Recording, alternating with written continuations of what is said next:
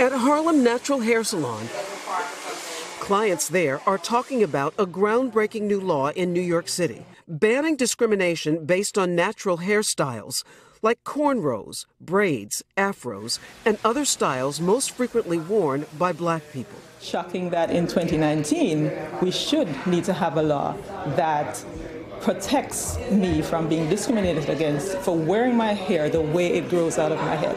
It's a nationwide issue. In Florida last year, a 6-year-old boy was sent home from school for wearing dreadlocks, his father pleading with staff. The hair is at their shoulders. What's the difference? In New Jersey, outrage after a high school wrestler was told to cut his dreadlocks or forfeit the match.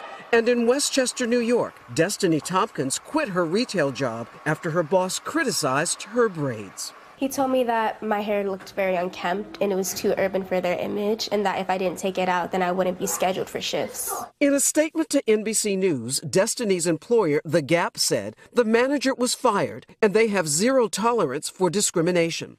Meanwhile, the ACLU says it's seeing an increase in complaints from victims across the country. It's only black people who are punished when they choose to wear their hair in their natural texture. Back at the salon, our hair has nothing to do with our job performance. Some relief that the nation's largest city is now providing protection for how people wear their hair.